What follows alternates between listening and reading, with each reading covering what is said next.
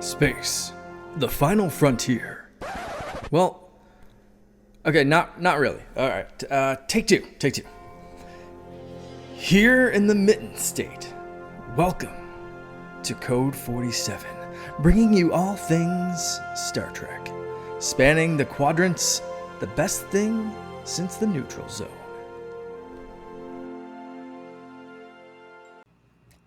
All right, back again. It is the Code 47 podcast on the Secret Friends Unite podcasting network, episode 132. My goodness, we didn't jump that far into the future. I am. Oh, hold on. Or did we? Or did we? I don't know. We're going to find out because that that could be rather timeless movie. Somewhat prescient to our conversation. But before we get to all that, I am your humble servant, Trek Lord of West Michigan, Charlie Carden, joined as always by my number one dude when it comes to all things trekking. That would be Mr. Peter Stein. Peter, good afternoon. How you doing? Doing all right. Rock and roll. I love it. Well, cool. Well, we're going to dig in to talk. We have a news item this episode. We're going to talk 3 more great episodes of Prodigy Season 2, and then we're going to begin the 5th season of Star Trek Voyager. So I am very excited about all that. But before I do get to all that, got to pay those bills, paying homage to the absolutely wonderful people that support us through our Secret Friends Unite Patreon. If you visit patreon.com/secretfriendsunite, you can try our wares for 7 days for free and then stay subscribed for as little as $2 a month and get great bonus content, content with no ads, content that comes early like this show, which will typically drop on a Saturday or a Sunday when everybody else gets it on a Monday evening. And new shows all the time, including a great show by our shared partner, Mark, Walk Nerdy with me when he wanders the wild streets of his Canadian coastal town and gives us his thoughts. So we look forward to hear more of that. On the besties level, we have our friend Chris 1H1D, Derek Trevelyan, my friend known as the Figure Dude. He's my figure collecting partner. Francie, who is my wife's hairdresser. If you live in West Michigan and you have curly hair, you want to check out Francie. Just give it a googs. XEP, which is friend of the show, Luke Lore, and my awesome Uncle Tim in South Haven, Michigan. Always been one of my biggest supporters. So grateful for all of that. On the Friends with Benefits level, John Sedorf, the awesome Phoenix Sisters Entertainment, our partners Krayley and Kelly, Brendan Myers, Corey in HD, and Matthew Keel. And last but not least, the big enchilada, the big kahuna of our Secret Friends family. That is our Secret Friends Super Squad, the awesome, nice family of the Twin Cities, Sean, Stella, and Henry. We are very grateful for all of you and for all of your support. Again, please visit patreon.com/secretfriendsunite. Try us out for 7 days for free. And if you like it, think about sticking around. All right. Well, Peter, we have some news, and it's good because we don't always. But cameras started rolling, or at least there was definitely a table read, judging by this photograph, on the Starfleet Academy project this week. So this filming, as most things do, up in Toronto, unless I'm reading. Am I making that up, or does it say? Yep, they're filming at the Star Trek stage at the Pinewood Studios of Toronto, and you're seeing a lot of great people in the cast, including series leads Holly Hunter, Paul Giamatti as the villain, and recently added Robert Picardo, who I've met on numerous occasions, is just an absolutely fantastic human being. So what do you think? We've got our first really definitely kind of YA focused, not including obviously what we're going to talk about related to Prodigy, which is a little bit more preteen focused. But Peter, what are you thinking looking at this article? I mean, it doesn't tell us a whole lot other than the cast started. It shows us the empty stage, so they haven't built anything yet. At least not that they've said. Right. So it's a big cast, which I did notice, which can be a good thing because it sounds like they're telling multiple stories across like multiple different levels of the academy. Right. You're probably gonna have the freshmen, the seniors, and everyone in between, along with the staff, because that seems to be where, especially if like Holly Hunter is kind of the lead, and she's going to be having like a mentor role, and then a lot of the conflict is going to come from whatever Giamatti's character is antagonizing her and whatever her staff is, would be my guess. Right. But Gotcha. yeah, it could be fun. I mean, as we all know, I'm not the biggest fan of this particular time period, mostly I various agree. but I mean, we'll see. And like Admiral Vance was one of my favorite characters from the later seasons of Discovery, so I'm happy to see him back. I know he's just a recurring character, Right. but it'll be I'm curious to see what the plan is, just because it's focused on basically college, and a lot of college TV shows / movies tend to be kind of all the same. Yeah. Even in the 32nd century. Yeah, exactly. Yeah, no, there's definitely the propensity towards that. The good news is, like most all streaming programs these days, it's 10 episodes. So if it's not great, then you just have to wait it out, I guess, or find something you like about it or whatever it is. But yeah, I'm with you. The 32nd century time period hasn't exactly grabbed me, but this could be, at least in the eyes a of lot of people. me it has to do with visuals. I'm just not Yeah, a fan of the yeah, visual design.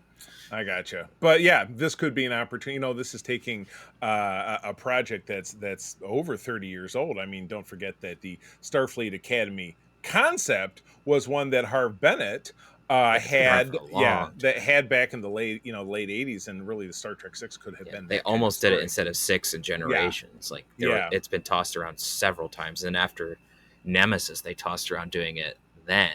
They ended up not, and we got Star Trek 09, which had like elements of the Academy ideas executed in an interesting manner, but but they had some of the ideas. And before that, right before 09 came out, we even had a book ghostwritten by Shatner that was about Kirk and Spock at the Academy. So this idea has just been kind of circulating everyone for a long time. Right. Sorry, I'm minorly adjusting my setup here because I saw something in the background that had fallen, and I'm like, whoops, can't see that. But you know what? If you're not watching us on YouTube, you're definitely missing out. Oh, there it was. So anyway, so just to wrap it up succinctly, first season to include 10 episodes, and production likely to extend into 2025 since we're already at the 1st of September. Paramount has not set a new release date, but Alex Kurtzman, the EP, has said it may not arrive till 2026, which makes sense. I mean, they could, if they were to slam it in the first half of the year and then get it out. My suggestion: do not slam it. That usually ends up with absolute crap writing and even worse special effects. Yeah, can't have that. So good. All right. Well, we will stay on top of that. And I forgot to mention, we were banding around Harv Bennett's name. If you have not tuned into our Patreon for our tried and true Star Trek lovers, which would be, I imagine, people who listen to this program, Peter and I did and released on our Patreon a great interview with Nick Meyer, the director of Star Trek II, co-writer of Star Trek 4, and co-writer and director of Star Trek 6.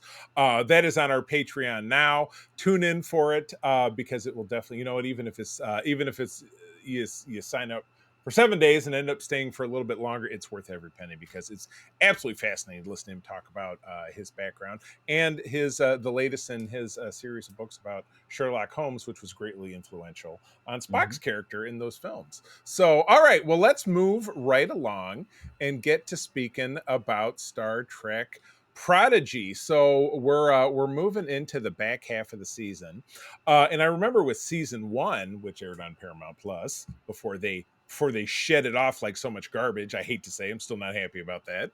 The first 10 episodes were a standalone release with, I believe it was a cliffhanger that led into the second part, where this actually kicked off. Well, I mean, all the episodes have been kind of interdependent one to the other. But this one, we actually, because we're doing these in blocks of 3s, we left our listeners with a cliffhanger because we talked about part 1 of Last Flight of the Protostar. Now we're going to talk about part 2. So, Peter, if you would be so kind. All right, episode 12, Last Flight of the Protostar, part 2. Chakotay and the cadets devise a bold but perilous plan with ancient technology to relaunch the Protostar. Before the ship can fly, however, it will first have to sail.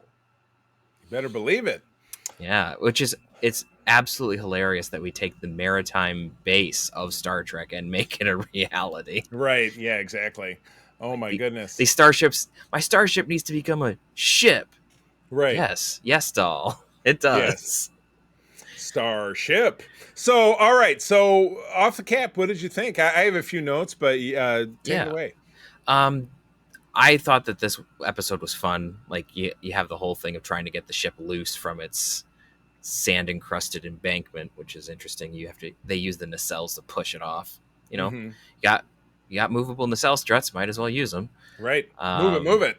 I did notice that they left the rover behind, which was a little strange to me because it's definitely in season 1. Yeah. I can't remember exactly if they replicated a new one in one of the episodes, like episode 3 or 4. Yeah. They may have. I don't recall. Yeah. But, good catch. But they left it behind. So just thing of note. But then the ship is going along and they have a triangle-shaped sail, which I thought was hysterical because at a distance it looks like Badgie. That's definitely not what they were going for. They were going for the Starfleet emblem, but just the coloring and everything was like, I don't think that's an on purpose reference, but it could be. Yeah. But they're sailing along on it's not water. It's just very, very dense vapor is how they described it. Yeah, I called it fart gas. Basically, it is. I mean, Jink and Pug making enough of those jokes that it might as well be. It is a gas planet. So, oh my gosh, 7 C's of fart gas. That's an early. I had a placeholder title, which we'll get to in the. We'll get to it. Yeah, we'll but get to in a moment. But so what they end up having to do is they need to charge the warp core with deuterium gas, which anyone who's listened to this podcast multiple times, I have complained bitterly about certain shows' lack of understanding of how warp cores work. Fascinatingly, Prodigy actually understands this. It's in the place you would least know to look. Exactly. Like, it's one thing that I really love about Prodigy, and I've said it before. Like, Lower Decks loves its universe, but loves to poke fun at it in like an ironic and meta way, which is great for what it is. Yeah. Prodigy just unabashedly loves the universe and everything that's in it, and it's so nice. Yeah. But anyway, they have to go to this giant, basically a whirlpool. Yeah. They call it a storm, but it's a whirlpool. A maelstrom. Yeah. It's a maelstrom of gas to go down to get the deuterium gas that's at the bottom. And various things happen, various things break. You have Dahl failing on remembering what port and starboard is, which, having played Sea of Thieves with multiple people, I can attest that most people can't tell port from starboard, so that's totally understandable. I have an easy way to remember when it comes up for me. I simply think of in the Mutar Nebula in Star Trek II, again harking back to our interviewee, Mr. Nick Meyer, when Kirk is faced with the fluttery screen and they're trying to figure out what the Reliant is doing. When it flutters into, like, you can see it right in front of him, he goes evasive starboard, and then they go right, and then they go to the external of the ship, and you see them going to the right. That's how I always remember. Yep. And if it's really hard, you can do port is left because it's short like left. Oh, I never thought about that either. Look at all the nautical knowledge we're dropping out here. So I completely understand that Dahl didn't remember, but it was just I was watching it again, and I just had to snicker a little bit. Oh my gosh! Oh man, I've seen this a lot. So. I dug on some of the bonding that I saw Chakotay and Dahl do. They had that little heart to heart. I thought that was So at first they weren't getting along, and then they end up having this. Yeah, it's kind of a thing that Dahl's character arc, where it's you don't necessarily need to do what you think you need to do. You need to be where you're needed. Right. Which is something hysterically that has seemed to be a trope in some films recently, most notably Deadpool 3. Right. Out of everything. What a connection. Yeah. So you have some good connections there. The crew has to work together. The ship gets turned upside down at one point, which is really funny. So they lose solar power. Right. And they have to manually go out. And you get a callback to something they did earlier in the episode where they actually allow Chakotay to reference something ancient, and then it gets used with Archimedes' lever, which is quite cool. Yeah, it was pretty cool. And so they manually get the lever to adjust the rudders that they've added to the exterior of the ship to get it to go where it needs to go to pick up the gas. Chakotay gets thrown overboard. Yes, ouch. And then Dahl goes to rescue him, and he has to disconnect himself from the lifeline. Right. Eventually grabs an eel to get dragged back up to the Yes, surface, which remind me of Star Wars Rebels hilariously. I was going to say that and of Ahsoka as well. The Purgle. warp traveling Purgle. So it was great. Yeah, there's a lot of obviously unintentional intermingling, and maybe it is intentional between this and the animated Star Wars shows, because there's a lot of cross pollination, which is totally fine. Kids love those too, and if that's a way to draw them in, that's good stuff. So I like that. I found a couple of things I found interesting. I got a little Chakotay's retcon. He said when I was your age, talking about him being in the Maquis, which he didn't do until he resigned from Starfleet. He was in his late 30s. Yeah, so that was that for us nerds, that kind of set things in. I mean, it could have been like he was talking about he referenced the Maquis, but was talking about how the Cardassians started to get horrific around that time, which kind of lines it would, up. And also how he left his home colony at age 15. I mean, he was 15 when he was a Starfleet cadet. If you watch the season 2 Voyager episode Tattoo, which is that's his backstory told in a framing sequence. I did so the episode, a little bit about the framing sequence of this episode. Janeway's star log at the beginning, we know that it's set in 2384 because she gives the star date as 61,000. So 6100, which would be 20 years after the 41000, which would be the first season of TNG, which we know is 2364 because Data actually says the year in an episode in season 1. So this is cool. So this is 20 years of history. So if this was to be filmed, it would have been filmed in 2007 if it was chronological. Yeah. So very interesting. Is this the episode where Janeway talks to Yes, that's the next one. That's my second note. She does actually call Beverly, and they have a chat. And no, it's a later episode, which you're thinking of, where there's a further development with. No, I'm not talking about that. I'm talking about the comm screen. Yes, it was definitely this one. And she's really awkward when Picard names comes up because she has his kid and he doesn't know about it. So yeah. Fortunately that does not come up. But that was pretty cool. Yeah, and they got Gates McFadden to come back to do, and they did, Pressure, which was really cool. I enjoyed having the actors come back and do their voices. It's great. No doubt, especially she was also back in season 1 as a holographic representation of herself. Oh yeah, that's true. Yeah. So final rating. This was a 10 out of 10 for me. Great episode. I said Captain Ahab and an appearance from Blazin' Bev, which I don't understand the social media thrust of why. It's a picture from what's that? From Sub Rosa. Sub Rosa, where she's surrounded by the green smoke and making a very strange face, and so everyone I just think Sub Rosa is such a terrible episode. Yeah.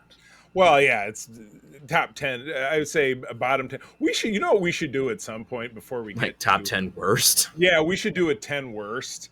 And I don't think we have to take it to the point where we're going to do like a bracketology like we did with episode 100, but we will do a bracketology again. I'm hopeful when we get to episode 200, and we'll have different selections, and we'll whittle those down as well. But, so Measure Man might not win. Yeah, Measure Man might not on there. Yeah, exactly. We would eliminate anyone who competed the first time around. I think that would make the most sense. But that's something to worry about down the road. Let's move on to episode 13, which generated my first choice for the name of this episode. We'll have to debate it. Episode 13 is a tribble called Quest, which is a spin off of a Tribe Called Quest, which is a rapper from the early 1990s. And one of their big hits was called Can I Kick It, which is what I would love to name this episode. But the fart gas one is also a contender. So anyway, to summarize, let me scroll back up again. So the crew is harvesting bosunite on a barren world when they encounter aggressively genetically modified tribbles and the Klingon scientist who created them. Aggressive carnivorous tribbles. Exactly. Well, technically omnivorous, I suppose. You took everything that was great about tribbles and kind of turned it on here. So yeah, the gang is they're down on a planet. They've got to get this bosunite. It's MacGuffin quest. They got to get the thing to put in the other thing, which is. But interestingly, this is framed on two ends by Rock doing like scientific exposition. Yeah. which is kind of fun. Where she Gotcha. explains how you would create a star. Yeah. And then how you create a protostar. Okay. Yeah. So yeah, right off the bat, here's Chakotay selling that ratty ass t-shirt. I'm like, I bro, know. you have got to have something, because later in the next episode, he's back in his normal protostar. He hasn't decided that he wants to shave and take off his Tom Hanks out. Yeah, he's looking out like on the island. The Castaway. Yeah, The that's the word. Castaway. Yeah.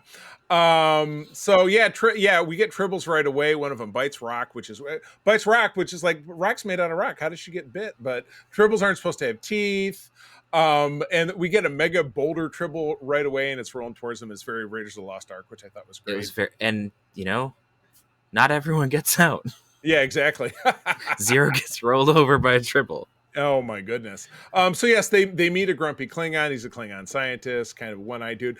He can walk up to his bird of prey and like slap it, like the meme you see where the guy slap. You always have the card. Yeah, the used car. This baby. Yeah, this baby, and he can slap it and it decloaks it. But I'm like, that's a weird feature that I don't know. But you know what? It works. But yeah, he's been messing with tribble DNA. And he can't. They went super soldier on him. They got big. They got dangerous. Yeah, he was trying to make them less reproductively constant. Right, but because the tribbles are the classic enemy of the Klingon Empire, because tribbles hate Klingons.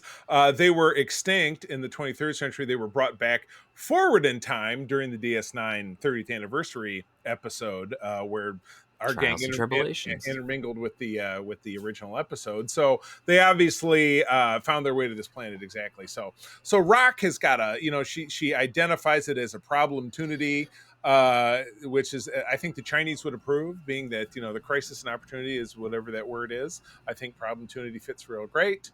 But yeah, we get I keep forgetting that I keep wanting to call her Michelle, the Vulcan cadet. Majel. I'll never get that right. I will never get that right. So we're going through the thing. We get a nice bonding moment with Gwen and Majel. I thought that was particularly standout. Not surprisingly, while Rock is doing her experiment, she managed to create basically a cute critter. So I called it Trek Baby Yoda 2, which could also be the name of this episode. But I'm like, you know what you got to do? They call it Bribble. There you go. I mean, that's good. Yeah. And yes, yeah. So then we've got to go on a mission. We've got to, rescue the crystals, but the crystals are in the middle of the tribble cage, so it's rescue time. So now we got to dump all sorts of modified quadrotriticale out in front for them to eat. But it's not enough, so they roll back in. And I noticed in the hive where this was all happening, it's in a cave with all these porous holes, kind of like The Devil in the Dark, which I went the episode of TOS, which I went back and rewatched. I'm like, I'd love to see that episode. Yeah, so they do manage to do that, escape.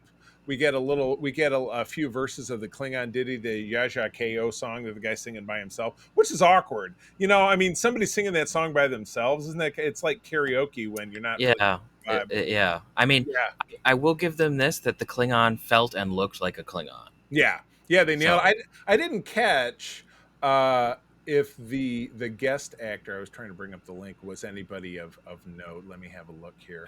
But anyway, jump in while I'm looking it up, please.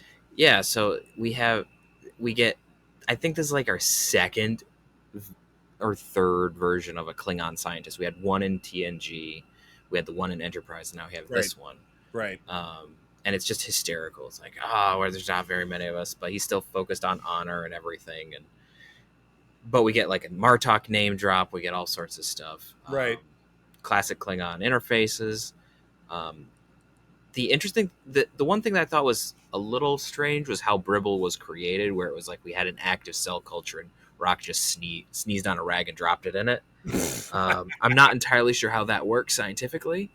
You know what? It's a Star Trek thing. Must be. It must be, but it was like it suddenly generated. I mean, DNA mixing, okay, fine, whatever. But it's like suddenly creates a fully fledged creature. It was like, right.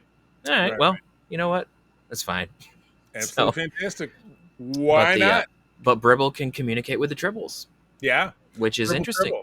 Yeah, so that making more of a parallel to the Baby Yoda piece, which I totally dug. So that was good. Yeah. So yes, I wrote Baby Yoda 2 as Tribble leader. Baby Bribble. Baby Bribble. Baby Yoda 2 Bribble.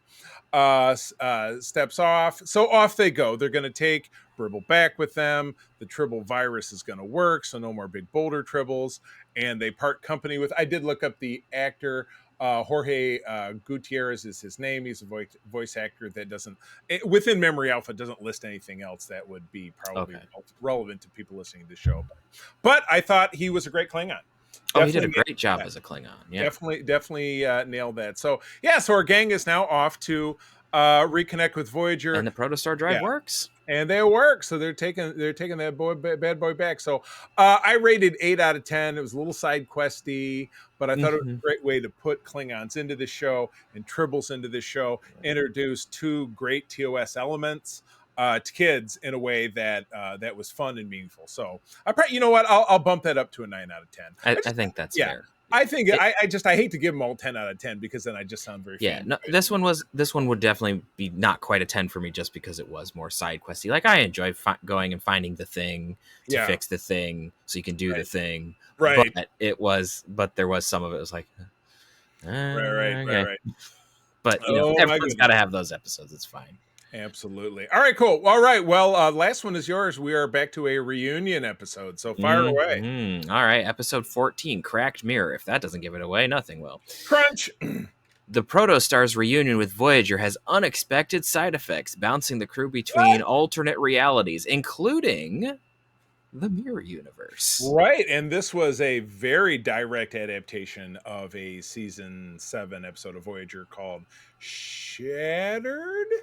I think I could be wrong, but anyway, it's Chakotay is at the crux of this wave in space that they go through. That he's the only one who can. When he goes to different areas of the ship, it's different time periods, but it's not alternate dimensions. It's different time periods. So this is a twist on the formula, right? But I said right, and I'll kick it back to you. But I said right off the gate, this canonized the Mirror Universe stuff that IDW has been doing in comics. Yeah, it did. The uniforms, the insignia, everything. Yep, that was great. We actually interviewed a while back on this show the Tipton brothers that produced that. And I would love to. I will make an effort to reconnect with them because I would love to have them on just a guest or even just to interview them as a catch up because that was probably 3 or 4 years ago, close to the beginning when we started doing. And the Mirror Universe stuff is quite interesting. So I enjoy the older or the comic takes more on the Mirror Universe, so they focus more on like what classically made the Mirror Universe interesting. Right. Absolutely correct. And this kept in with the whole mustache twirling villain, and yet somehow campy stupid of the Mirror Universe, which is where it belongs. Exactly. All right. So what you think? Keep going, please. By all means. This is a fun episode. We obviously have Gwendala has some issues with her quantum stabilizer. As she's going between multiple realities and it's designed to keep her in one. So there's a little bit of some tension there, but it doesn't really go anywhere. But they beam on the ship at first. Hilariously, Rock has hologram Janeway watch Bribble, and Janeway turns her finger into a laser pointer. Oh my god, that was so great! I didn't even make a note of that. So great. Janeway was just like, I'm more of a dog person myself, and then pulls out the cat laser, and this is going to be more fun for me than you. Exactly. Oh, it was great. Yeah, it was great. It's good stuff. So they beam on the ship, and the Doctor is like, "Oh, I thought you were all gone," and the Admiral, he's coming. He's coming. Who's that? And lo and behold, Jellicoe walks in. Whoops! And we find out that Janeway and Commander, why can't I remember his name? It's with the T. Starts with a T. But the Commander and the Counselor both, all three of them died on the Infinity. Yeah, exactly. So eventually, as they're walking back, the Doctor is like, "Oh well, maybe you are in an alternate timeline, and maybe I'll help. Meet me at sickbay." And then they get into the turbo lift. Some of them, Rock and Zero, have to take another one because they can't fit. And they take up the turbo lift, and all of a sudden they're in the worst timeline. Which immediately made me think of parallels with, overly bearded Riker. The Borg are Yeah. everywhere. That's not where we are. But that's what it made me think Riker. of. Yeah, right. So they go in there and find some wreckage. Hilariously, Rock and Zero, the doors open, and they're now on a ship that is run by the Enterprisians and Captain Tuvix. So great. God, Tuvix finally gets his... He gets a shout out. It was hilarious. And our gang also ends up, the worst timeline, Okana is there, which we had Okana. Yep. Everyone seems to want Okana around. I'm not entirely sure why. Okana has that actor, William Campbell, or William O. Campbell, was a runner-up for the role of Riker back in 1986. Yes, he was. And then he played the Rocketeer. And he was the Rocketeer. I just watched a great video about the Rocketeer, which is, again, that's another property that just really needs another crack. That was a fantastic film. Really enjoyed that movie. So that was great to see that. We get a little techno babble, but then we get into the mirror universe stuff. We get some great red, everything is red, like lights and walls and everything, and then you get these great armored guards. And hilariously, it's evil because Chakotay has a goatee. Got to, exactly. Chakotay, by the way, has to have a goatee. By the way, did decide to finally shave his beard and put on a proper uniform before they beamed over. Yes, so he cleaned up before. At least he's got that going for him. Yeah, hysterically, that doesn't last long, but they all get captured, put in a brig in the mirror universe, where we have slick back Janeway with a Borg implant. She looks like somebody who just got out of the pool. Like her hair is cannot dry, and it's very short. It's an interesting look. And it makes it actually, it makes it look a bit younger. But regardless. But they're all stuck in there, and hilariously, it's like, we're going to use the Agonizer booth. Jenkum has this really ridiculous... The Agonizer? What was Mean Machine taken? It was just like, I love it. It's so stupid, but I love it. I did love on Janeway, and I noticed what, and I'd have to double check the reference, but I always thought the mirror badges were worn on the opposite side, a la mirror, but they still had them on the left breast, which I thought was weird. But whatever. It's not always consistent. That makes sense. Now, Mirror Janeway had a 7 of 9 like Borg eyepiece over her one brow, which I thought was awesome. Yeah, which I believe she does in the comics. So. You know what? I think I've read the TNG more recent mirror stuff, but I don't know that I've read the Voyager stuff. Or if I have, I haven't read a whole lot of the comics, but I do keep tabs on when they come out. And I do remember Janeway had the Borg ocular implant. But Murph knocks out near. He was always Q once called Chakotay Chuckle, so sometimes I refer to him as that in my notes. Knocks out the mirror Chakotay. Which was hysterical because it's like, I'm gonna torture one of you, says evil Chakotay. Well, torture me, says our universe Chakotay. No, that's too noble. I'm gonna torture the cute one. Oh boy! and then Chakotay after Murph knocks mirror Chakotay out, was like, it's always the cute ones that get you. Oh my god! And in order to give for our Chakotay to give himself a goatee, he used a little bit of grease from Jenkum Pug's arm. His arm bit. And then Murph takes the occasion to give himself a goatee, which was one of the best parts of the episode. Yeah. I was like, I don't think you really need that, Murph, but I appreciate the effort. Yeah, exactly. Thanks. Go team. The deception doesn't last long. Team. Yeah. Go team. Mirror Janeway catches up with them and figures things out pretty quickly. After they go to Cetacean Ops. The whales are evil? Oh my, did the whales have goatees? I didn't catch that. Oh, the whale didn't have a goatee. That would have been funny, but no. Oh my gosh. But anyway, while this is all happening, the damn space bears show up. The time-eating space bears from the previous episode. Loom. The loom, exactly. I wrote, damn it, Wesley, you had one job, and he didn't do it. Yeah, I mean, they do make it's like he was keeping them out of our reality, not this one. Oh, yeah, exactly. Oh, well, what are we going to... But it's all reality. So, Mirror Janeway calls Murph Goobag, which I just think is kind of hurtful. I didn't really care for I that. thought it was funny because it felt like it was a reference to Knights of the Old Republic meat bag. Oh, geez. Yes, a lot of tension, but they finally are able to do a reset at the very last because they're on the bridge and they're struggling, and you got to hit the one button, and it's like hilariously, like the Mirror Universe folks aren't trusting them, and then all of a sudden it's like, you have to trust us or they're going to kill us. Yeah, right. And then they're like, oh no, and then Janeway jumps into the command chair. And now you have like point-to-point phaser blast going onto the shields, which is honestly impressive. Yeah, that was pretty neat.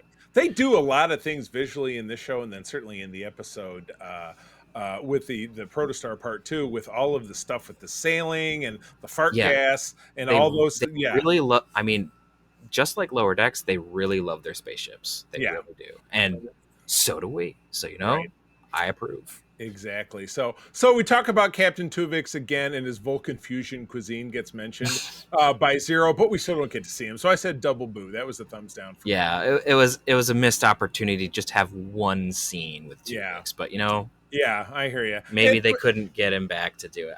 Because it wasn't. I don't remember who played Tuvix, but it wasn't. It was actor Tom Wright, I think was his name. Yeah, he was in Seinfeld and some other things. He's he's a character actor.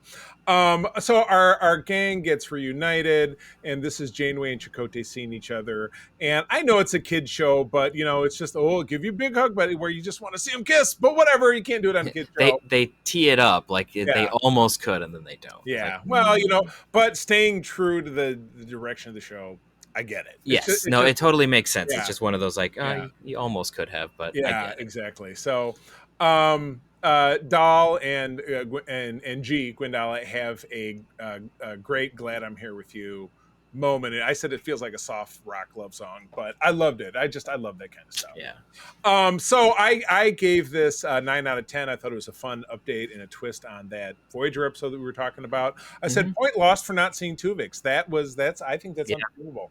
Yeah, don't leave Tuvix out in the cold. So, all right. Well, justice for Tuvix. If he can't get it in one place, let's give it to him in another. But we didn't even get it here. No. Hashtag justice for Tuvix. All right. Well, when we return next week, it'll be 15, 16, and 17. And then the following episode, we'll be wrapping things up almost exactly in time. We'll have a return of the random episode after that, so I think we already have one picked. But then by that time it'll be October, and we will be watching Lower Decks, which is crazy. Yep. Yeah, time flies. So, hey, Secret Friends Unite, let me tell you about Zencastr. We use them for our show, and now they're supporting us. Zencastr is now the all-in-one solution making podcasting easy. It's the ultimate web-based podcasting solution. Provides high-quality audio and video podcast production and hosting. With a full suite of professional tools, podcasters can seamlessly record, produce, and publish studio-quality content, all from one dashboard. Being a creator has never been easier. And we chose Zencastr because of the ease of use, high quality output, and it makes it super easy for our guests to come on. We had multiple solutions we tried before, and Zencastr has just been the best fit for us. Why Zencastr? It's now super easy to record a podcast with Zencastr. Log in using your browser and start recording a high-quality podcast right away. Record studio-quality sounds and up to 4K video with your guests. Feel a sense of zen knowing Zencastr's multi-layered backups ensure you always have your recordings in the highest quality, even if the connection is unstable. Have you ever worried what you sound like? Zencastr's post-production process makes you sound buttery smooth. It automatically removes those ums and ahs in your recording. It removes those awkward pauses in conversation too. Set the right podcast loudness and levels while reducing background noise with the click of a button. So if you're interested in making an easy, high-quality podcast just with the click of a browser button, go to zencastr.com/pricing and use my code SFU1. You'll get 30% off your first month of any Zencastr paid plan. I want you to have the same easy experiences I do for all my podcasting and content needs. It's time to share your story. Now back to the show. All right. Well, all right. So moving on, we're starting a new show this week.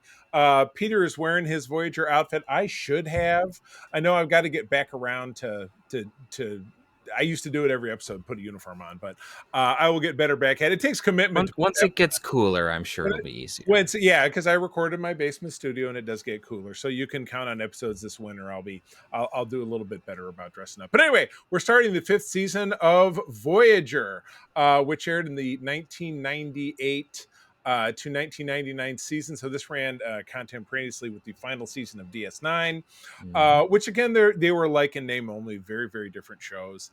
But I think they really did some great stuff with that. So I will kick it off. Episode 1 of the season is called Night. David Livingston handling the directing. The script by Brandon Braga and Joe Manaski from October of 1998. Voyager loses power whilst traveling a dark region of space containing theta radiation. That's a crappy just like breakdown of this episode. But this it starts out great because we get the introduction of a recurring holodeck program that's brand new. One of Tom Paris's creation called The Adventures of Captain Proton, which is a riff on 1930s black and white Flash Gordon style movie serials. So it's a lot of fun.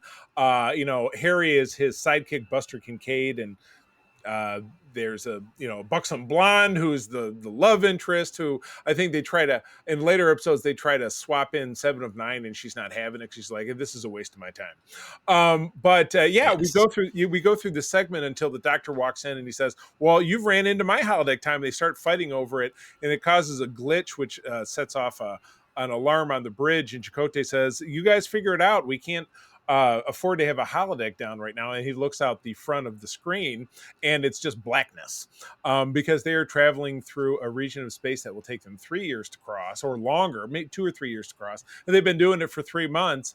And Janeway is doing what she ends up doing this season and next season. She might have done it one of the seasons in the past, where she's having kind of a crisis of conscience. She's having one of these, I screwed up, we're here because of me, now we're stuck in the situation because I wanted to save the Ocampa in the first episode. She's brooding. She's brooding. Yeah, she's very brooding, which, you know what? People want to say, oh, well, Captain Kirk wouldn't do this. I think anybody would do that in the situation. Captain Kirk would definitely do that. I don't know if he would. I mean, it would look different. Yeah. But it would be the same sort of thing. Yeah. Any of our, I mean, we see Archer get torn up about different things. We see Cisco get torn up about stuff. Like, it's going to happen to everybody. Exactly. So, yeah, no, I totally agree. So it's just that she's like brooding and moping with the lights off, which is just weird. Right. So I understand that part. But and being sequestered in this, they end up running into a new recurring alien race, which is the Malon. They're people. They're the trash people. They're dumping toxic nuclear waste into this region of space where there are other life forms, which we also encounter. So Voyager has to do what Voyager has to do, which is to collapse the wormhole that has led the Malon to this, night space, or the void. And then actually and ultimately at the end of the episode, our people are able to use this to blow up the Malon freighter and collapse the wormhole so that they can't go and basically get home. Yeah, exactly. Through the void. Exactly. Which unfortunately now they're dumped in the region of the Malon space, so we're going to end up seeing them again, which is fine. They're such a strange antagonist, but I know. Yeah. Well, yeah. You just because you don't run into that kind of thing, because at one point they have the guy on board, and B'Elanna's like, hey, if you do this, this, and that, you won't have to dump toxic waste anymore. And he's like, whatever. Here's replicator technology, and they're just like, nah. Yeah, he's like, that'll put me out of business. And the guy's he's kind of like a landlord scumbag. You know what I mean? So they're pretty much. They're the trash scumbag people. So, there's a bit at the end where Janeway thinks she's going to have to sacrifice herself, and the crew won't let her. So they have a little mutiny. But in the end, she's like, no, that's good. I love you guys anyway. So we're cool. But by the end of it, they go through the anomaly, they get out of the void, and life goes on. So it's a really cool shot at the end where the stars just appear, and then they're flying through nebulae and everything. Yeah. It's like, oh, so pretty. So I dug the episode. Any other thoughts? I mean, we've said pretty much everything that can be said around it. I think there's one weird shot where like the power is out, the lights are out in the holodeck, but everything's still up in the holodeck, which is bizarre. Right, yeah. Well, don't forget the holodecks have a separate power system, or that's how they always explain how. Yeah, I mean the holodecks also do like replicate physical objects. It's always kind of nebulous as to what's physically there and what's not. So. no pun intended. Yeah. Gotcha. But anyway, all right. Well, cool. Next one's yours. Take it away. All right. Episode 2, Drone. Directed by Les Landau, story by Brian Fuller and Harry Kloor, teleplay by Brian Fuller, Brandon Braga, and Joe Manaski. Aired on October 21st of 98. The Doctor's mobile emitter is damaged while beaming back from an away mission, merging with 7 of 9's Borg nanoprobes and the DNA of a male ensign to create a 29th century Borg. This is as close as 7 of 9 has come to getting some. Yeah, pretty much. Because she does a petri dish thing with Ensign Murphy, I think it is. Just some tall, handsome guy. Of note, the drone that they create, and then they go through all the typical stuff. It's really kind of reminiscent of the DS9 episode, early season 3, where they in some shipwreck, they get a infant Jem'Hadar. Yep. And Odo kind of raises him, and he grows very quickly. This is very similar to that, and I think it has that and elements of Hugh as well in there. Yeah, very true. But the actor I remember very, very clearly as a character actor, who's J. Paul Boehmer, who was also, he played a Nazi twice in Star Trek. He was a Nazi in The Killing Game, which is the holodeck episode from season 4, the two-parter. And then he was very briefly a Nazi in the beginning, in the alternate Earth history at the beginning of season 4 of Enterprise. He was in the truck with Art. That was him. Funny. Yeah, exactly. So yeah, how'd you like to have that on your rap sheet? Well, I'm great at playing a Nazi. That sucks. Yeah, cool. Oh, great. Well, you know what? He got 2 jobs out of it.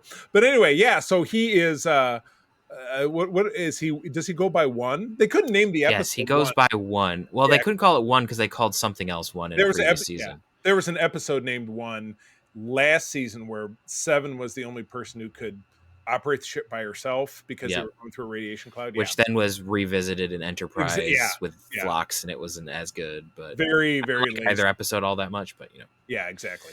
So so this is, you know, it's, I would say it's super derivative of that, but you know, obviously we're still very heavily focused on making 7 a priority and making the Borg stuff a priority. I don't know. I mean, you know, at the end, they end up bumping into a Borg cube, and 1 has to use his special abilities to disable it, but that ends up crippling him, and he dies anyway. Which you knew he was gonna, because the Doctor eventually gets mobile emitter back. Yeah, and you also couldn't keep something with 29th century technology around that was going to be exceptionally useful. Right. The mobile emitter, as useful as it is useful to 1 person. Right. Whereas if you had a Borg who could, you know, he'd modify the ship. Yeah, in like 5 minutes they'd be home. So yeah, that would kind of kill it off. But yeah, it was a good concept. I liked the concept part of it. But yeah, it's a very interesting episode. You could very much feel that it was going to be a one and done. But you know, I think they did okay with it myself. What do you think? I think it was fine. It's not like the strongest episode out of the bunch, but it's solid. Like it's got interesting concepts. It's got some funny moments. Yeah. It's decent. Yeah. So. It's decent. I like that. All right. Episode 3 is Extreme Risk. Cliff Bowl doing the directing. Ken Biller, who's one of the regulars on the story staff at this point, from October of '98. B'Elanna purposely puts herself in increasingly dangerous situations on the holodeck with no safeties. Meanwhile, the crew needs to build a new shuttlecraft, the Delta Flyer, because they are in competition again with the Malon. See, they weren't gone for very long. But yes, Voyager launches a probe, which gets stuck in, you know, a fart cloud somewhere, and the Malon show up, being these specialties in fart clouds, and they have to race to each of them to rescue it first, but it's stuck in this middle layer of something or other. And so yeah, this was and it was funny, they hinted in the beginning of the previous episode, they like had a throwaway line like, we should build a new shuttle because blah, blah, blah. It's like, that was very thin, but that's exactly what they do. So yeah, they designed basically a little hot rod, and the design part of it is funny because once Janeway approves the project, everybody is standing around. You know, like Tom wants to add like fins to it at one point, and it's a model on the holodeck, and Tuvok's like, no. Like that quite a bit. Yeah, Tom wants to add his 1950s muscle car flair to it. It's like, dude, it's a spaceship. Which I mean, you know, he does it more on the inside because he has little knobs and levers and stuff to obviously satisfy that impulse in himself. But so yeah, that's the B story. The A story about B'Elanna, and it takes a while to develop. It takes a while, and it does really reinforce the great kind of big brother / father-daughter relationship between she and Chakotay, which very weirdly, in a strange fantasy sequence in the first season, she was like into him, and she dreamed when they were all having their dreams, she dreamed about making out with him. And I'm glad they decided not to revisit that, because they're better as mentor mentee, I think, without a doubt. But it's revealed that she is after the news from the Alpha Quadrant came through back last season, that the Maquis had all been killed off by the Dominion. She went into such emotional shock that she needed to do something to make herself feel again, and so she started running all these crazy programs. The one that she ran only the one time was a portrayal of a bunch of her Maquis friends being killed all at once by Cardassians. So Chakotay kind of makes her face that down, and then she kind of slowly begins the process of processing her grief and starting to live in the real world again. So, elements of hollow addiction, like with Barclay on TNG. Yep. And then just overall, a commentary on, facing your grief and letting yourself grieve and letting yourself feel things. I thought that was great because it puts everything in jeopardy. She, where an engineer would be thrilled to be part of building a new ship, she doesn't care. She's pushing Tom away, and not that their relationship isn't really up and down anyway, but I thought this was a great episode for her. You know what I mean? And I love the Delta Flyer. Delta Flyer's fabulous. So I was glad to see the genesis of it. What do you think? Yeah, I don't have a whole lot to add. It's a good episode. I will add that a fun little reference at the beginning is they finally used the orbital skydiving gear that they had from a deleted scene in Generations. Which, that scene went so far as to generate a William Shatner action figure of him in it. Yep, there's an action figure, and there's some behind the scenes shots, and it's in the novelization. And if you find the novelization, there's pictures of that sequence. I think I have or had at one point a hardcover of that. Yeah, I have it right over there. Yeah, right over there in the back of the Delta Flyer. Yes, it's behind that console right there. Oh, very good. Yes, well, they have to show us later. So so I thought this was this could even be one of the best of the bunch, even though we've got one coming up here. Yeah, episodes in Voyager, especially that focus on character development, are usually pretty solid. Yeah, so I just really dug that. So, all right, episode 4 is yours. All right, episode 4, In the Flesh, directed by David Livingston, written by Nick Sagan, aired November 4 of 98. The ship encounters one of the training facilities of Species 8472 for an alien invasion of Starfleet and of Earth. This episode has one of the most brilliant cold opens where you're just like, wait, it's Starfleet. But they're wearing the wrong uniforms because they're wearing the gray shoulders back at. Wait, what's going on? Why is Chakotay wandering around with the camera? What the heck? Right. It's just these what is going on? They really nailed it. And what's funny still is that they didn't wear the gray shoulders on Earth at this time. Really, at that time, they were pretty. It was kind of when the gray shoulders showed up, they kind of wore them everywhere. But when we had early Deep Space, season 4, where you had they were still wearing this uniform on the station, and they were still wearing the TNG uniform on Earth. Yeah, I think one of the last times we saw the TNG uniform was actually at the end of DS9. I think that at that signing ceremony where Ross was on one side of the Dominion and they were signing the treaty to end the Dominion War, I feel like there was a TNG uniform in that scene. There may have been. I wouldn't be surprised. You know what? If I forget to look it up, dear listeners, add us on Threads or Instagram. Show us a picture, and we would be happy to see it because that would be awesome. Secret Friends Unite or this C3, that's me, which we'll drop that again at the end or look in the show notes.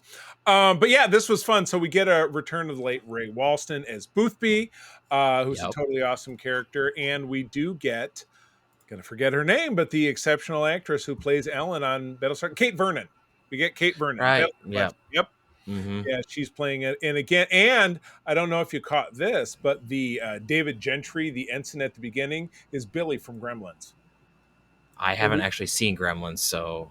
Well, it came out a very long time before you were born, but when I was a kid, that was a very important 80s movie. Gizmo. I'm aware of its importance. I've just never seen it. That's all right. But anyway, Billy was the human character who inherited the little cute critter. as a Christmas present. So, but this is the only other thing besides Gremlins 2, I feel like I've ever seen him in. So very random to be like, hey, there's Billy from Gremlins is a 8472. But yeah, it's an America town, and even Tom draws that parallel. He says, back in the 1950s, there would be scaled like a little town in the Soviet Union to help their people infiltrate. So that's exactly what this was, and it was one of many, apparently, according to what Boothby later says. But Chakotay poses as one of them so that he can find out more. Fails, like they figure him out fairly quickly. Exactly. Tuvok is down there as well, but it was kind of cool to see people talking about Alpha Quadrant stuff, Vulcans and Klingons and and it's just, this was cool. This was a cool one. I really liked it. It was also interesting to see the actor who played Boothby be able to do something other than just the wise old man. Yeah, I'm tending the grounds. Yeah, he was kind of the boss. There was another character, Admiral Bullock, who was a character actor. Yeah, he's one of the Zindi in season 3 of Enterprise. There you go. Yeah. So no, I thought this was a fun episode. I don't think this is the last time we see 8472. Maybe it is. I'm not exactly sure. I don't think so. I'm trying to remember. Yeah, I'm trying to remember, but off the top of my head, I can't. I feel like I don't even necessarily know that we see him again, because at the end, Janeway does what she always does, which for the most part, she brokers a peace treaty. You stay away from us, we stay away from you. Because all the Hirogen stuff with 8472 was last season. So I think this might be the last time we see them. Yeah, gotcha. And I mean, I know the Hirogen, speaking of that, get a name drop in Picard because they apparently showed up at some time in between, but I'm not sure about 8472. So I would either have to do some research or have one of our wonderful viewers hit us up and let us know. That'd be awesome. So, well, cool. Any other thoughts about this one? Not really. It was good stuff. I liked it. Well, I think the same can definitely not be said about episode 5. Yeah. Episode 5 is Once Upon a Time. John Kretschmer handling the directing.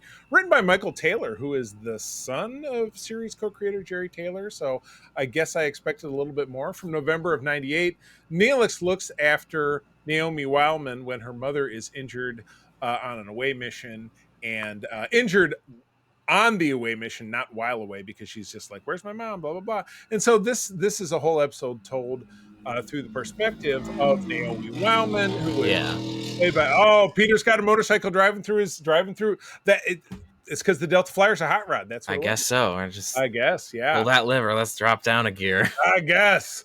But Naomi Wildman was played by the young Scarlett Palmers, who later grew up to be on a sitcom that was starring Reba McEntire, the country singer, for many, many years, and is still active in Hollywood today. But this was her as, a 6-year-old girl or whatever it was, which is amazing that she aged, because she's part Katarian, she's an alien race, she ages twice as fast, at least during this age, like all kids on TV, like Alexander Worf's son did. But isn't that amazing?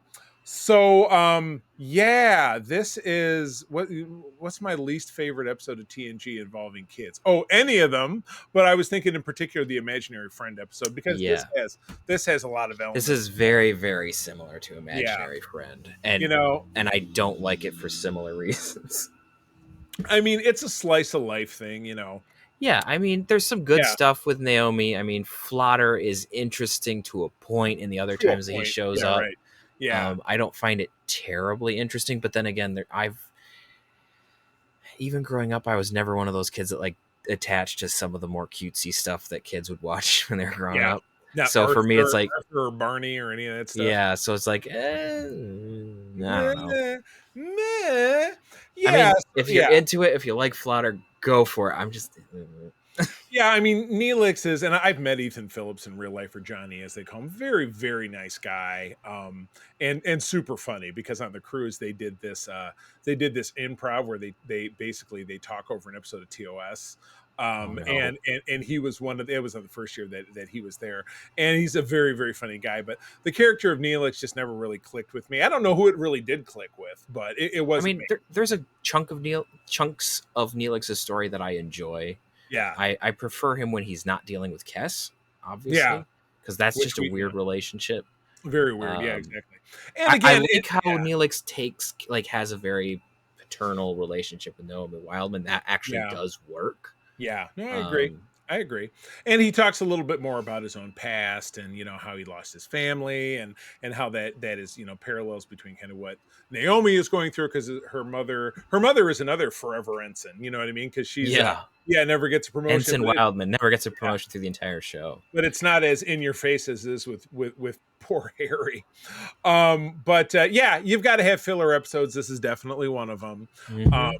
That even though it produces a moment or two overall, it's kind of a miss for me. Yeah. So As with all filler episodes, this isn't one that I'm gonna cringe through and wish never was released, like right. Sub Rosa or others. But it's definitely not one of my favorites. Yeah, So. no doubt about it. All right, well, here's one that I know that we're both going to call a favorite. So it's all yours. Yeah. Number 6. All right, episode 6, Timeless, directed by Star Trek legend LeVar Burton, story by more legends Rick Berman, Brandon Braga, and Joe Menosky, teleplay by Brandon Braga and Joe Menosky. All the winners. Yep, everybody. Aired on November 18th of 1998. 15 years in the future, Chakotay and Harry Kim attempt to prevent Voyager from crash landing on an ice planet. That shot that is used in every single promotional material for Voyager at this point. Disaster segment. And again, just like back in the Flesh, what a great cold open. Because you just get two guys that are head to toe in cold weather gear, beam down, and they're wandering around what's obviously stage 16 because it's just a snow set. And one guy sticks a thing in the ground and then rips loose a thing on his chest where he can touch a badge and says, "We're here." And you just get this great big pull out further and further, and you see Voyager's ship registry under a bed of ice. And so you're like, what is going on? Yeah. And then it just goes from there. Just but anyway, please, your thoughts before my thoughts.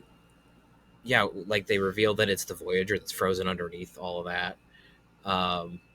And then we get a little bit of them exploring the frozen ship, and we see frozen crew members, and we kind of get over a bit of time that they think it there's kind of a if I'm remembering correctly, Kim thinks it's his fault that all of this happened. Eventually, we actually get a flashback. Right. Yeah. So we get a little framing between them walking around. You're getting, they finally cracked the slipstream technology. Mm-hmm. They, built a drive around it, and they were christening it. So it was B'Elanna smashing a champagne against the, not exactly against the warp core, but close enough to it to have the desired effect. And then, Tom thinks, I think something's wrong. We need to run some simulations. And they find out that only by having the Delta Flyer fly in front of the ship and send course corrections, and the two of them kind of flying in tandem, are they going to be able to navigate it.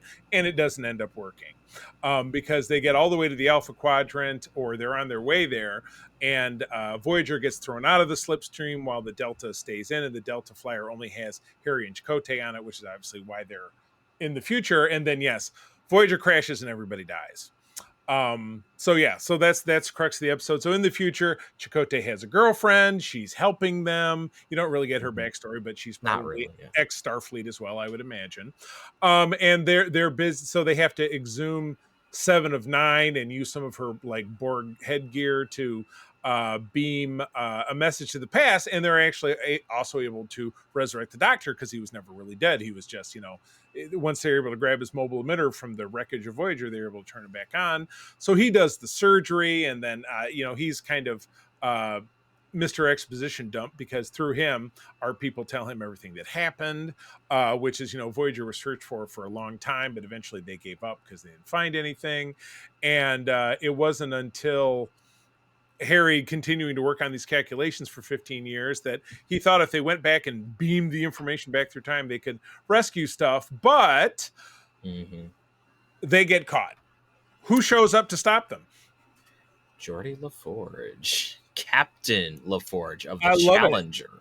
Well, LeVar Burton could say, "Hey, I get 2 paychecks this way," because you Yeah, directed at any guest. and it's fun. It's the gray shoulder uniform from the current time period elsewhere, Yeah, and then it's the all good things badge. So right. use everything. It's funny because what changes in the timeline result in changes in uniforms because Mm-hmm. then that particular combination never gets used together Nope. in the prime timeline. So, but yeah, of course, Harry says, "Well, I can't figure it out, and it's too late." And then the Challenger, which is a Galaxy class ship, by the way, it's great to see one, is chasing the little Delta Flyer and taking catastrophic damage. So the Delta Flyer is going to blow up. And Harry says at the last minute, "Well, if I transmit this code, it'll throw both of them out of the slipstream, and they'll be fine." Which he does. And so back in the past, both ships get thrown out. They do pick up an extra 20,000 light years to get closer to home, which is great. But this way, in the now negated future, the Delta Flyer blows up. But that never happened anyway, and everybody's back. Harry did manage to future Harry, who no longer sent a exists. message. He sent a message, which is funny because even Harry says, "How could I have sent myself a message from a future that no longer exists?" And Jane was like, just let it go. It's Star Trek temporal mechanics, which I love very much, and will not take us all the time to explain it because sometimes it gets convoluted. But there's no real explanation. Yes, ripples in time. But yeah, what a great classic, and giving Harry Kim the meat of the story, the forever ensign who, he'd sounded like in this alternate future, he then rose through the ranks, and admirals pinned medals to my chest. And so you figured maybe he at least got one more pip. Mm-hmm. We hope in his time. So, but yeah, Class A episode, love it. And this was during sweeps because I've explained sweeps to you in the past, how in November and May of a broadcast year, networks try to really ramp up and have very special episodes to really make people watch so they could get more ratings, which would help them sell more advertising. So this was a sweep episode. And it was a great one. I really dug it. And yeah, but by, bringing in the ship that looks like the Enterprise and bringing in Geordi LaForge, just be like, watch, it's very exciting. So, but you know what, even though it was cheap, call it a cheap stunt if you want to, it was still a great story. Loved it. Yeah, it's a good one. Yeah, most definitely. All right, we'll wrap it up with episode 7, Infinite. 7, and it's about 7 and 7. Infinite Regress. David Livingston doing the directing. A story by Robert Doherty and Jimmy Diggs. Jimmy Diggs is a name I recognize. Robert Doherty, not so much. But Robert Doherty also did the teleplay. Thanksgiving episode, November 25, 1998. Voyager brings aboard an advanced piece of Borg technology, a vinculum. So there's a new Borgish word that we got. From a salvaged Borg cube, 7 of 9 begins to take on the personalities of people that had been assimilated by the cube. Which is, it's kind of a hair-splitting thing because personalities assimilated by a cube just means they become part of the collective. So isn't that really not very that sounds very like a closed system, which the Borg is not. But for the purpose of this episode, it does give. I mean, it's kind of unclear, like the collective functions in like nodes. Yeah. So like they are separate, but they also communicate. It's kind of like, to get technical, it's like a cloud computing situation where you have servers here, here, and here, but they all talk to each other. The cloud. So. But anyway, Jerry Ryan does get some meat to play, a young girl or a Klingon or a Ferengi. Or a Ferengi or a Starfleet officer. So she does get to play around a little bit, but obviously, this is serious.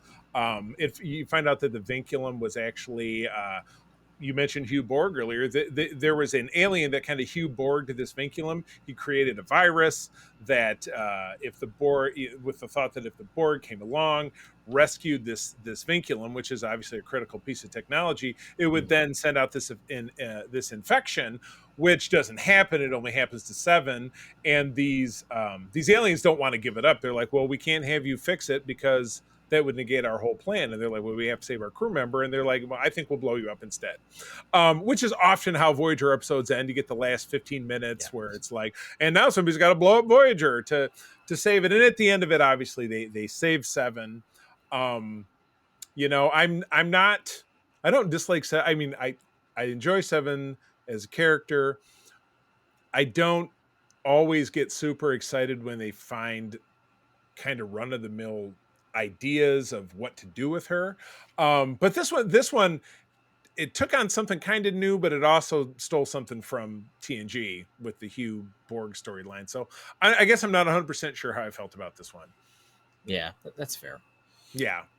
So I mean, I do enjoy how it allowed Jerry Ryan to have a little bit more stretch more of her acting muscles to do different things. So you get to, because a lot of times people play, like you see someone play like a specific character, like, oh, they can't act outside of whatever. And it's like, oh no, she can act. She can act very, very well. Here you go. Yeah. So I enjoy so that's kind of fun to be able to see her capability portraying all of these different people, basically. Right. Totally. Very good.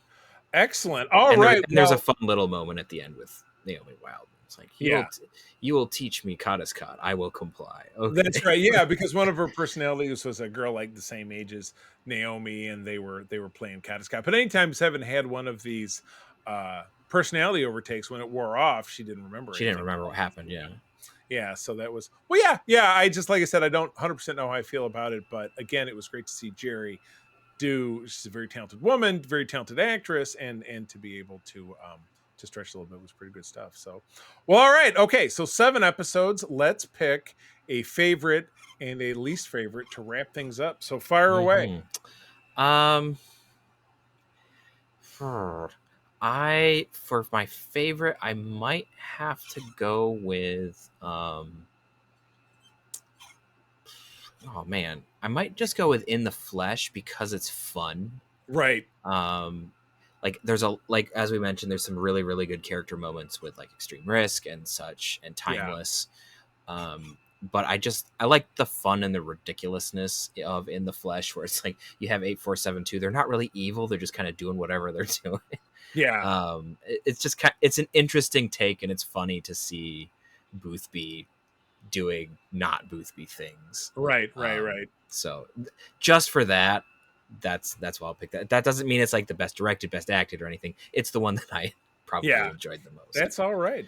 I'll have to do the obvious take, and the people at UPN got me here with the sweeps episode, but I love Timeless. It was great to see Geordi, even if it was gotcha moment with the alternate timeline. This is one of the better time swapperoos, I think, because you had Harry, who is the vulnerable, the baby child of the crew, and to see him suffer as an adult and ultimately figure out that he can save the day, he just can't save it in the way he wants to.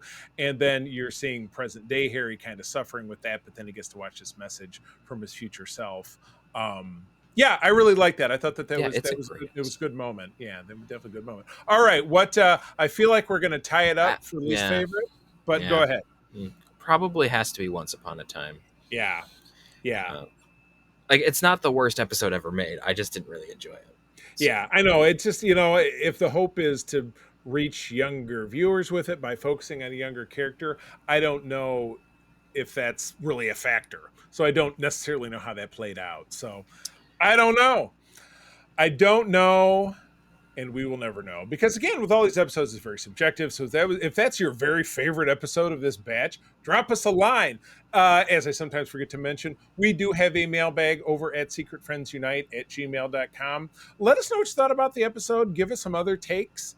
And we would be very happy to read those on upcoming episodes of the show. We're always very interested in the thoughts of our listeners, because we love you guys. We would be doing this without you. So, all right, that's the show. Peter, where do people find you out there? You can find me around the interwebs at Petrus Aquinas. Not terribly active, but if you ping me, I might say something. Mostly active on Discord.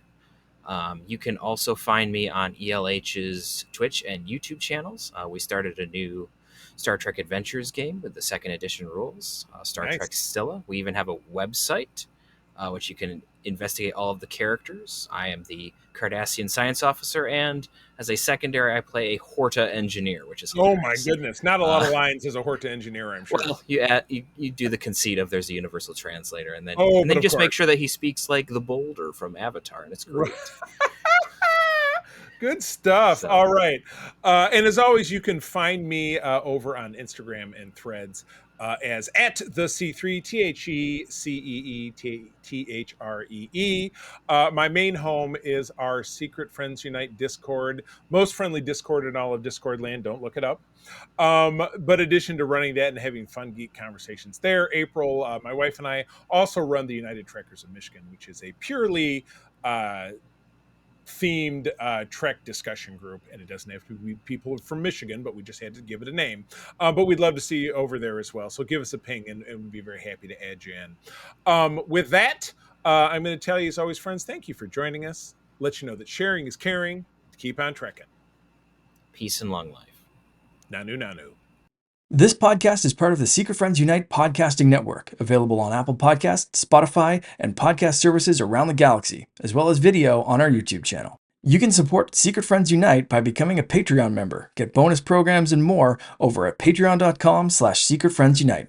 Join our Discord community for even more discussions on all things geek. For all the latest updates on Secret Friends Unite, make sure to follow us on Threads at secret.friends.unite and visit secretfriendsunite.com. Find our merchandise at TeePublic and Redbubble. Thanks for listening, and may the Force live long and prosper.